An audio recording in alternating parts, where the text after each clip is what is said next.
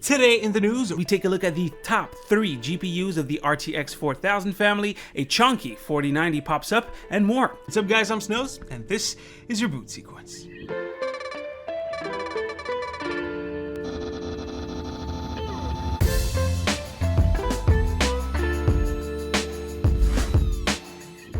Let's get started with Nvidia. It looks like the company really plans on keeping the RTX 3000 series alive for the next generation. Videocards.com did a roundup of all of the current leaks and rumors, and they got confirmation from multiple sources on what the next generation lineup will look like. And it really hints at having 2 GPU generations living side by side. So there would be 3 new GPUs announced on the 20th, but instead of the usual 3 tiers of GPUs launching like they've been doing for years, so a TI or a 90 series, an 80 series, and a 70 series, we're actually getting one RTX 4090 and 2 different variants of the RTX 4080, a 4080 12 gig and a 4080 16 gig. And yes, it seems to be the final naming scheme. So let's break down the important specs of those 3 GPUs. So the RTX 4090. This model is the beast. It's based on the AD102 chip. It has 16,384 Cuda cores and a boost clock of 2.52 gigahertz. Now, of course, like with any Nvidia GPUs, it should actually boost higher depending on temperatures. It also has 24 gigabytes of GDDR6X memory running at 21 gigabits per second. Now, of course, one of the big things that's been talked about for the RTX 4000 series is the power consumption. Well, this model should have a TGP of 450 watts. That doesn't mean that you won't see custom cards with higher TGPs though. The actual max TGP we should see from a pre-overclocked card might be all the way up to 660 watts. Then, moving on to the 4080, the first version is the 16 gigabyte. This one is based on the AD103 chip, and there's a huge difference in CUDA cores here. The 4080 has 40% less than the 4090, so 9,728 CUDA cores.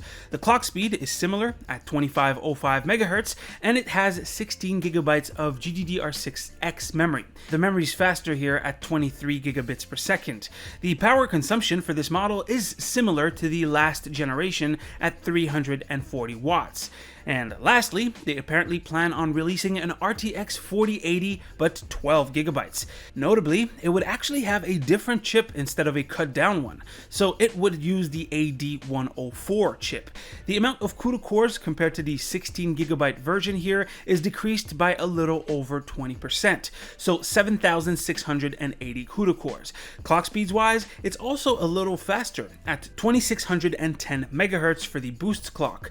The 12 gigabytes of memory are of the GDDR6X flavor, and they're running at 21 gigabits per second. For this one, the TGP is 285 watts. Now, you might recognize the 4080 12 gigabyte as having almost identical specs to the rumored 4070 or 4070 Ti. Well, it's basically because it is that one. They just changed the name. Just like we talked about a couple of videos ago, Nvidia really wants to keep its 3000 series alive. You can check out the video right up here. So it goes without saying that if a 4070 had released, nobody would buy an older generation card from the same tier like a 3070 or 3070 Ti brand new. So we get 2 4080s instead, so that Nvidia can sell their 3080s and up chips as 3070 Ti's. So what are your thoughts on the specs? Let me know down below.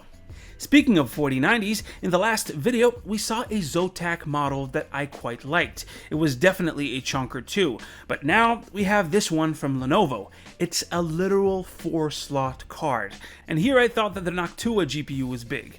Anyways, the cooling solution is also so over the top. I mean, look at this. This is with the vapor chamber, and when you remove it, I mean, that's so many heat pipes. It's a shame that Lenovo doesn't sell their GPUs as standalone. I really like their look. Then let's do our second free game check of the week. Starting on September 15th on the Epic Store, you can get 2 new games. The first one is Spirit of the North. Don't want to pay full price for Cat Game? Well, play this Fox game. It's a single-player, third-person adventure game by Infuse Studios, and I have to say, it looks gorgeous. And if you're you're not too into Nordic folklore, that's fine. They also have The Captain for free. It's a retro-inspired point-and-click puzzle adventure game where you're trying to get home by going across the galaxy. Oh, and you of course can wipe out civilizations with the click of your mouse. There's also a lot of replay value to this game since, well, you're on a time limit. It's pretty cool. Anyways, guys, that is pretty much it for today's video. Hopefully you've enjoyed. Leave a like if you liked it, a comment if you want to talk about today's stories right here to see the latest video, right here to subscribe to the channel. I'm going to go sand some concrete, and I'll see you on the next one. Stay frosty.